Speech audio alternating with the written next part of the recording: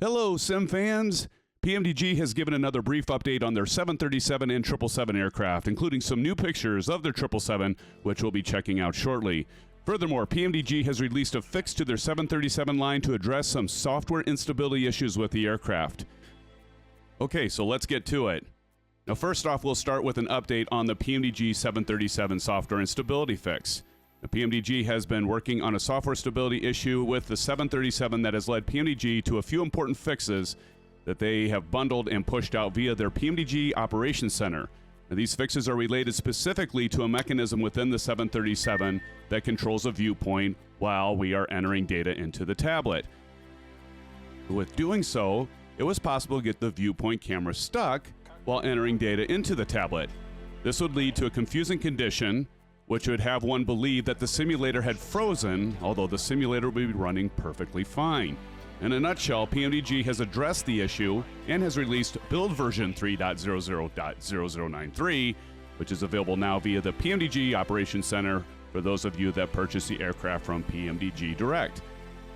So if you haven't done so already, you'll want to launch the Operations Center and apply the update to your aircraft.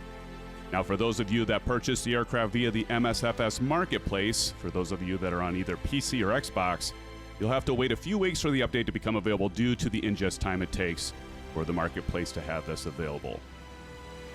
Now moving on to the PMDG 777, PMDG has released just 3 new pics of the aircraft stating these images are in development and do not necessarily represent the finished product.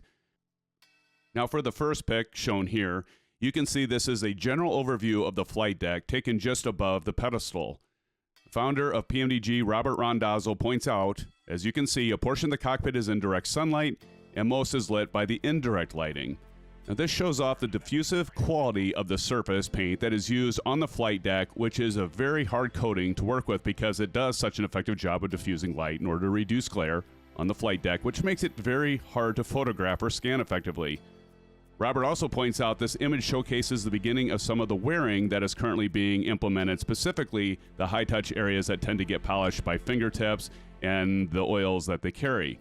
If you look around the yoke horns and specifically at the palm grip for the electronic checklist directly to the right of the flap handle, you'll notice that the palm guard is polished and shiny from the hands and the oils that have been rubbed into it during the years of operational life.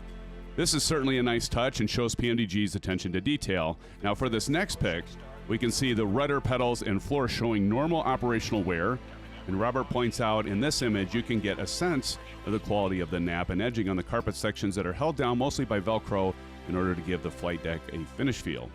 Now, the foot scuffs plates show off signs of wear in the metal and places where the heels get dragged regularly. Now, if you look at the metal work on the rudder pedal, you can also see that the scanning picked up the wear in the ridges of the rudder pedal, and this is present on all 4 of the rudder pedals in the cockpit. And here's the third and final pic PMDG recently shared, friends. This shot is taken directly in front of the crew rest station door looking forward to the flight deck. That's pretty obvious, but in this image you can see the carpet modeled in 3D as it lays on the aluminum floor structure of the flight deck surrounding the J-rails for the seats. Now, PMDG released this pic to show that yes, the door can be opened, and closed, and we'll be able to wander around the cabin. Furthermore, the sounds are tuned to where you are in the airplane. And the sounds can be heard from the cabin that cannot be heard from the flight deck. And closing the door behind you will change what you can hear from the cabin. I think many of us will like this added effect, for it'll certainly help with the immersion of being in the 777 aircraft.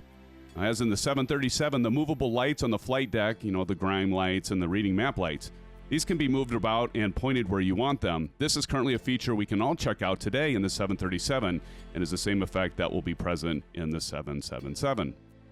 So that's it for now, Sim fans. One thing I will note is Robert hinted on another video that should be coming in the future for the 777.